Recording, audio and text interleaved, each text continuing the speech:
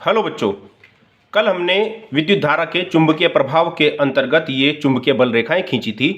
आज हम इनको दोबारा से अपने एक प्रायोगिक प्रदर्शन के आधार पर देखते हैं। देखिए, ये मेरे पास एक लोहे का बुरादा है, लोहे का चूर्ण जिसको बोलते हैं। इसको मैं इस कागज़ पर थोड़ा सा फैला देता हूँ।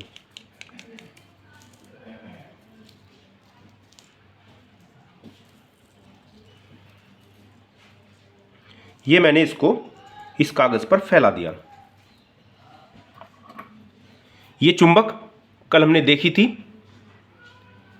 यदि मैं इस चुंबक को इस कागज़ पर रखता हूं, देखते हैं क्या होता है। आप बिल्कुल क्लियर देख रहे होंगे कि इस चुंबक ने अपने दोनों सिरों पर ये जो फैला हुआ बुरादा था, इसको अपनी ओर आकर्षित कर लिया है। इससे सिद्ध होता है कि चुंबक का चुंबकीय गुण सबसे अधिक उसके किनारों पर होता है और बीच में सबसे कम होता है। अब यदि मैं इसको थोड़ा थोड़ा सा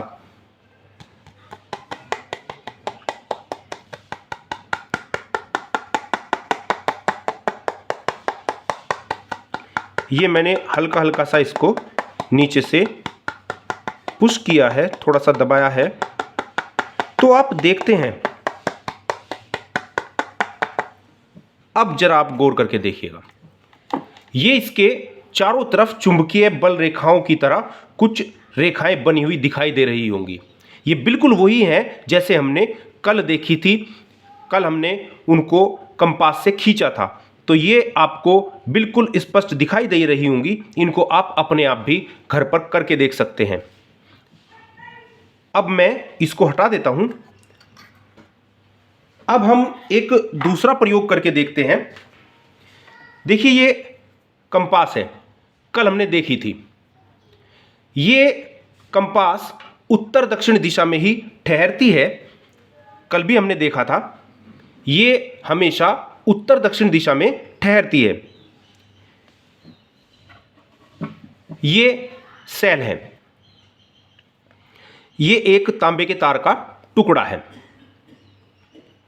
यदि मैं इस तार के टुकड़े को सेल के दोनों सिरों से मिला दूं, तो इससे होता यह है कि इसमें विद्युत धारा प्रवाहित होने लगती है। तो यहां से आपको ये थोड़ा क्लियर नहीं दिखाई दे रहा होगा, मैं यहां नीचे इसके कागज रख देता हूं। अब ये आपको क्लियर दिखाई दे रही होगी। ये चुंबकीय सुई, यदि मैं इसको घुमा दूं, तब भी ये उत्तर दक्षिण दिशा में ही ठहरती है। ये चालक तार क्योंकि तांबे का है, ये लोह चुंबकीय नहीं होता, यानी कि चुंबक की ओर आकर्षित नहीं होता। कल भी आपको बताया था कि ये भी एक छोटी चुंबक होती है। यदि मैं इसके नज़दीक इसको लेकर के जाता हूं, तो ये विक्षेपित नहीं होती। तो ये यानी कि क्योंकि ये लोह चुंबकीय पदार्थ नहीं है। अब मैंने यदि इसके दोनों किनारों को इससे जोड़ दिया, तो इस चालक में विद्युत धारा प्रवाहित होने लगती है। अब देखते हैं क्या होता है।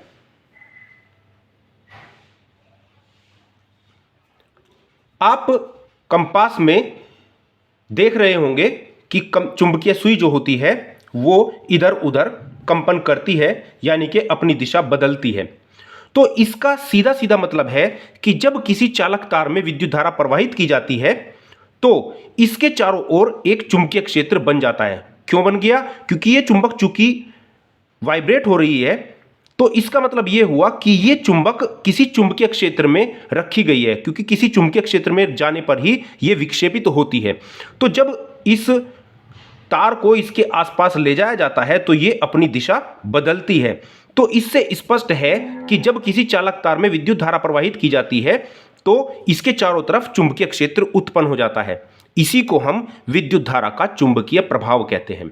तो विद्युत धारा का चुंबकीय प्रभाव है, जब किसी चालक तार में विद्युत धारा प्रवाहित की जाती है, तो उसके चारों तरफ एक चुंबकीय क्षेत्र उत्पन्न हो जाता है, जिसे हम विद्युत धारा का चुंबकीय प्रभाव कहते हैं।